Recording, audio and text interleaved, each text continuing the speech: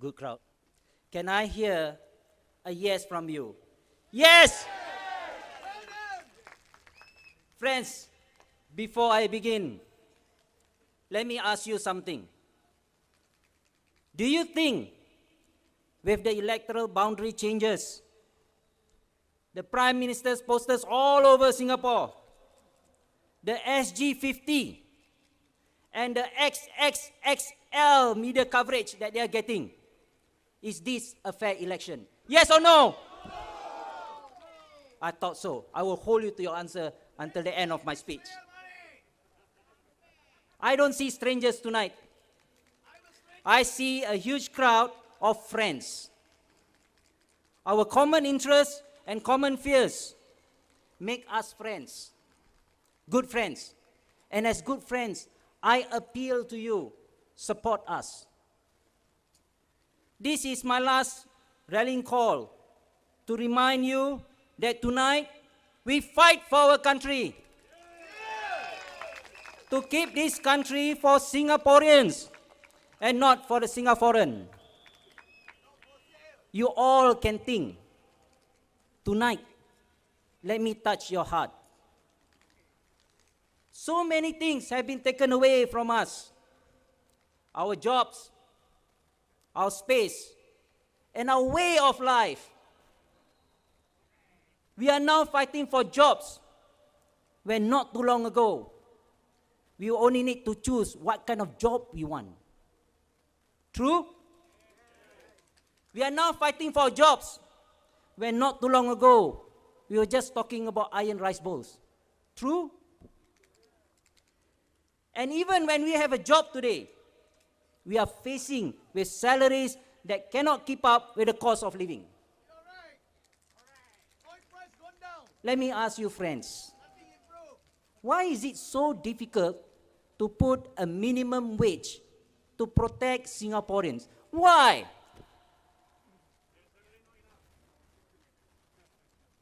The very people who refuse to put the minimum wage is enjoying the maximum wage in the whole wide world. I do not know what double standard they are playing with all of us. In the United States, they have a minimum wage, and they are not even increasing that minimum wage, a move supported by 600 economists, 7 of whom are Nobel Prize winners. And we are not doing it here? Sad. Our Prime Minister makes 1.7 million US dollars. All right? You compare that with the salary of the US President at 400,000 only.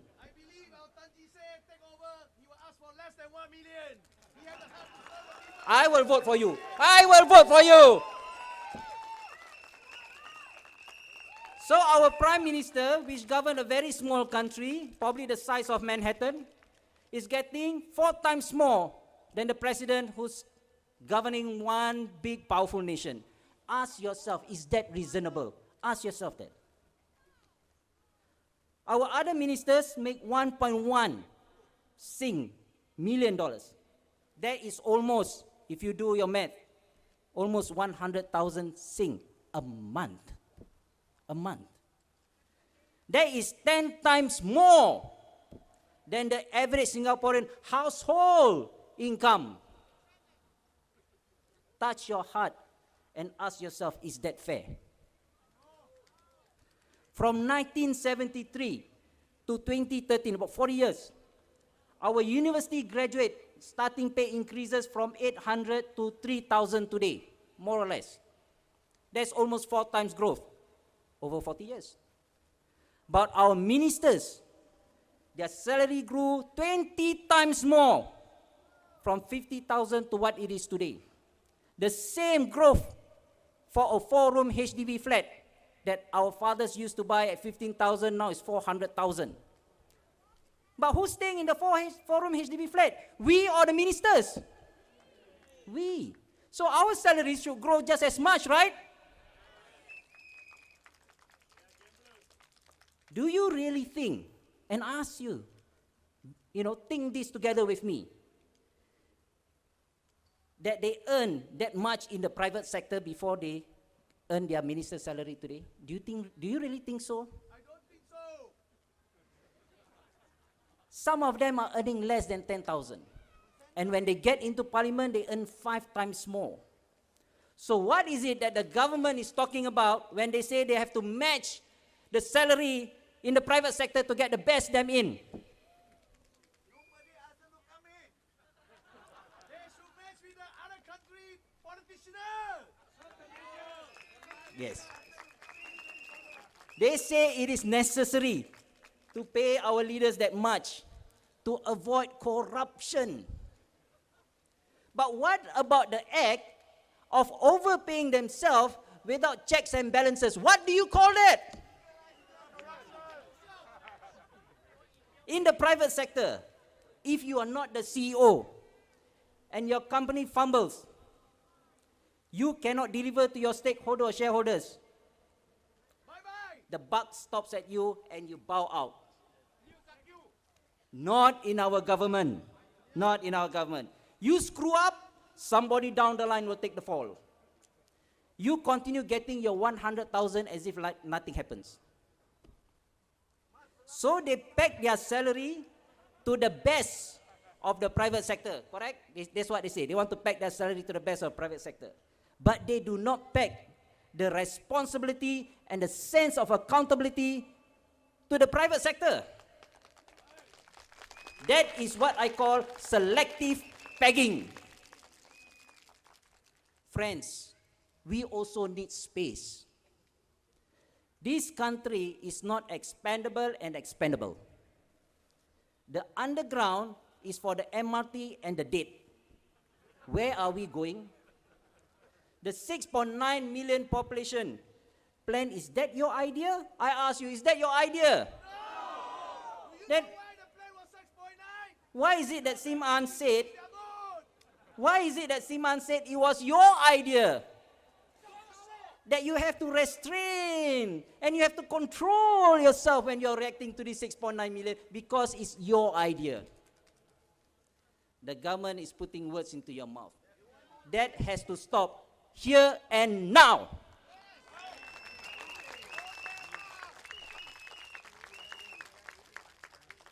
Before they start having more and more policies, and when things go wrong, they say it's your idea again. We used to have that neighborly spirit, all of us. We used to have that neighborly spirit, the gotong royong, Malaysia. All right? I used to stay in a flat, and I'm proud to say that that flat has 100% Singaporeans in it. 100%. In the last 10 days, when we do our walkabout, sadly so, I have to ask, good afternoon, are you Singaporean? Isn't that sad? In HDB, you have to ask that kind of question that used to be unheard of 20 years ago. Say no to them. We have spent millions of taxpayers' money on courtesy campaigns and the likes of it over the last few decades. And now, 1 million of them, foreign workers settling and working in Singapore with their own way of life. Do you think that they will become like us? If we are not careful, our children will become like them.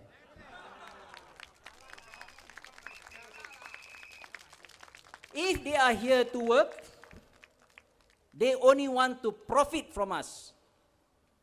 If they are here to stay, they also want to profit from their stay. There is no need for them to follow the Singapore way of life because most of them, they are not here for life. They take our housing, they take our public transport, and many more. Friends, don't be surprised when you see them all over the place. Sooner or later, they will even take our spouses.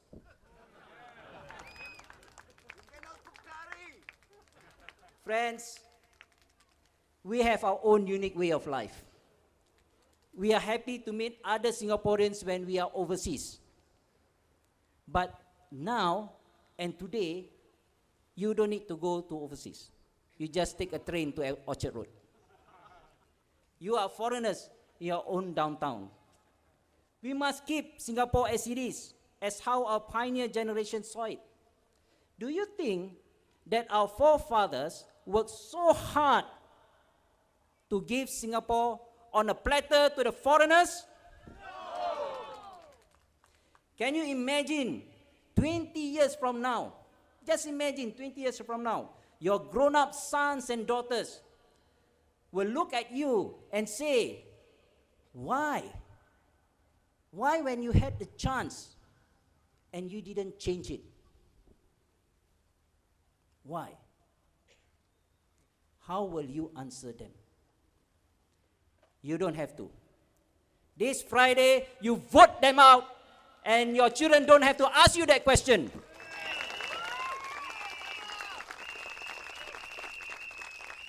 Now, let me switch from Channel 5 to Suria. The free version press. Not the one that you currently see on TV, that's North Korean version. In the World Press Freedom Index, we are number 153.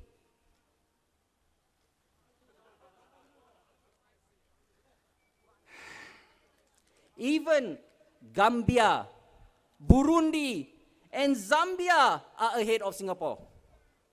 And we don't even know exactly where they are. Friends, Afghanistan is way ahead of us. We are just 1 point ahead of Libya. And we call Singapore as the most modernized state in the region. Aren't we ashamed of our own media? Do you feel ashamed when you look at Straits Times and the mainstream media and you see that as if these are like party newspapers?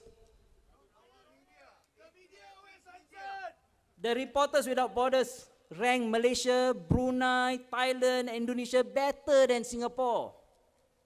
I wish I can do that again. Rakan-rakan semua, rakyat Singapura sudah rasa tertekan. Ini bermakna golongan minoriti akan rasa tekanan itu dengan lebih lagi. Saya tidak mudah percaya dengan laporan masyarakat Melayu sudah ada kemajuan. Saya nak tahu kemajuan tu ukuran dia bagaimana. Itu semua Yaakob dan berita hairan punya kemajuan. Saya tidak boleh dilalaikan daripada keadaan sebenar. Saya rasa anda juga begitu. Tak perlu cakap kenapa Melayu tidak ada setiausaha tetap atau Jeneral Melayu atau Bank Melayu. Kita lihat Gelang sudah. Apa yang Melayunya tentang Gelang Serai sekarang? Apa yang Melayu tentang Gelang Serai sekarang? Kalau kita lihat gambar Gelang lama, kita akan rasa terharu. Kalau kita lihat gambar sekolah-sekolah Melayu lama, kita juga akan rasa terharu. Kalau kita lihat gambar muka Presiden Melayu pertama juga, kita akan rasa terharu.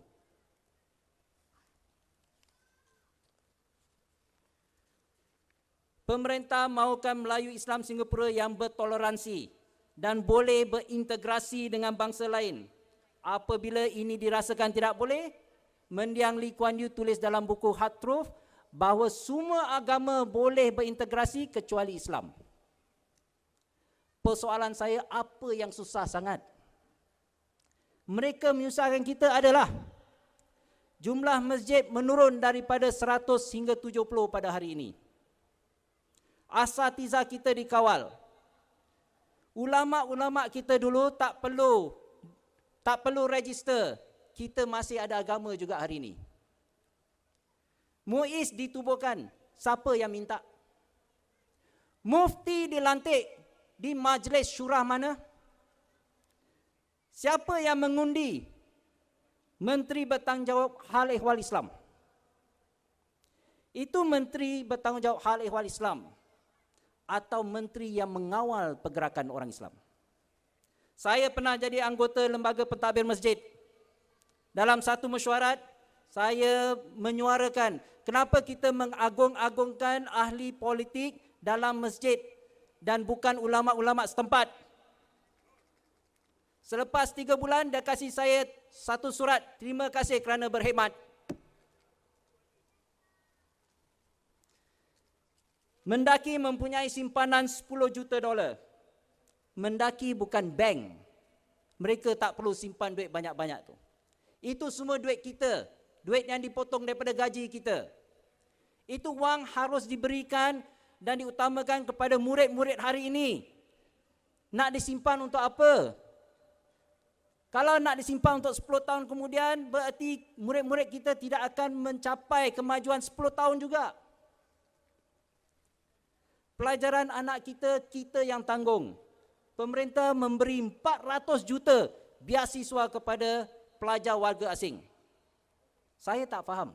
Awak faham tak? Ini pemerintah rakyat yang pilih ke pemerintah warga asing yang pilih? Saya dulu ada satu rakan.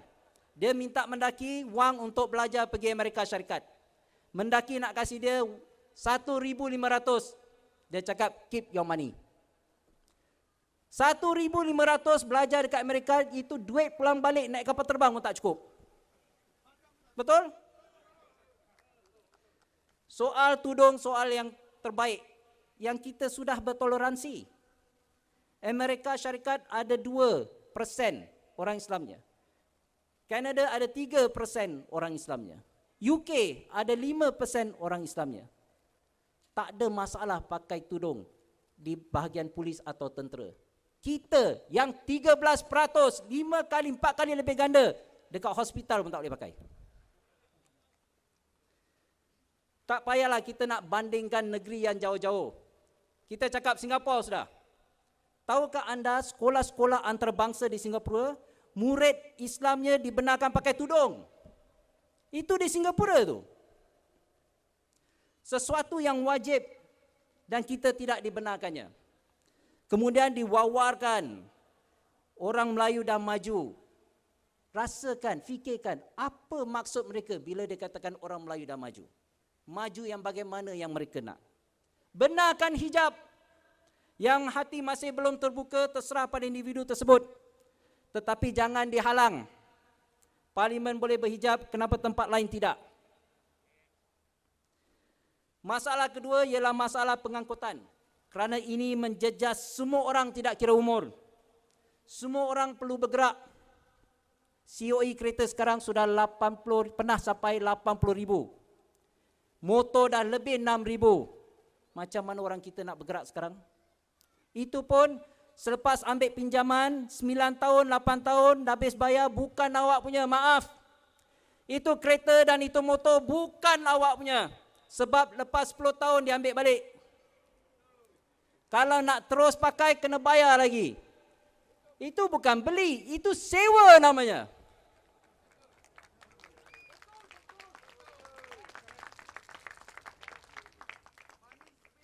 Kita tidak boleh terima hikmat umum atas nama rakyat, tapi berlandaskan objektif swasta. Lihat saja CPF. CPF bukan DBS, CPF bukan UOB, CPF bukan OCBC. Bayangkan anda seperti nak keluarkan duit fixed deposit anda, kemudian pegawai bank cakap, oh maaf cik, awak belum cukup tua. Adakah ini pentadbiran cara yang betul? Kalau anda 5 tahun, pemerintah kata, oh budak kecil tak tahu kira duit. Pernah dengar Itu okeylah. Awak dah 55 tahun pun pemerintah rasa awak tak boleh pegang duit. Kita nak pergi haji seumur hidup sekali. Macam minta pinjaman dekat CPF. Kasih dokumen ni, kasih dokumen tu, pada duit sendiri.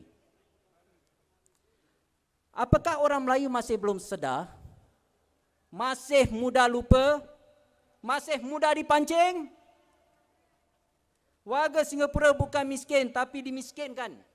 Kami nak beri $300 setiap bulan pada kanak-kanak dan warga tua. Menteri Chan Chun Seng kata, oh tak boleh, itu rasuah. Duit awak kami nak balikkan, itu dia katakan rasuah.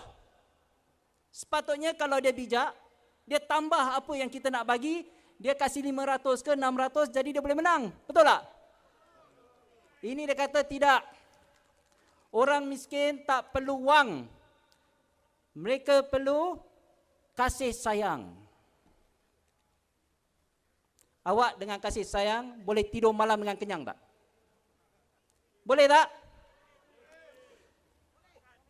Dengan kasih sayang tu, ibaratkan makan perhatian dan kasih sayang, awak boleh sedawa. Kalau boleh sedawa makan perhatian dan kasih sayang, saya pun nak makan makanan tu. Sudah menjadi adat saya mengakhiri ucapan saya dengan pantun. Saya dulu guru bahasa Melayu. Tapi bukan kerana itu saya nak berpantun. Saya berpantun kerana saya menghormati bahasa Melayu sebagai bahasa kebangsaan. Andai bersemi tanah yang dibajakkan, saksama diagihkan, tidak berkira. Undilah Fahmi, warga diutamakan. Bersama unggulkan rakyat Singapura.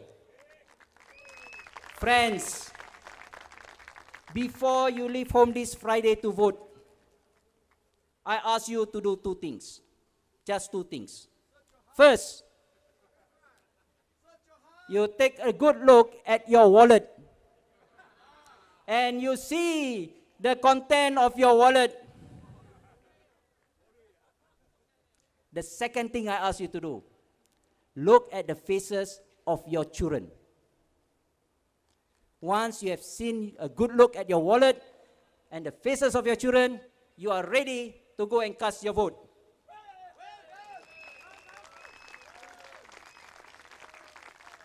And as you walk towards the polling station, imagine what would happen if only a handful of opposition in parliament. Imagine that. Imagine what will happen in the immediate months after election when they have the power to pass any kinds of laws. Yes. Just imagine what you will be paying next. The GST will go up. You Yes. see. And when you are casting your vote, do not cross lightning. Cross with your heart.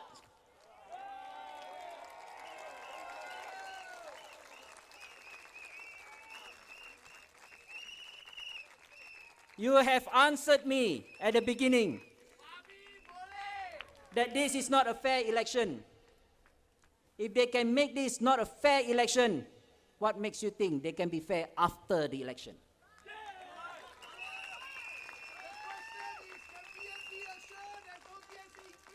You have touched your hearts. You have touched your hearts with me tonight, my friends. You will vote with your conscience. I know that. Thank you.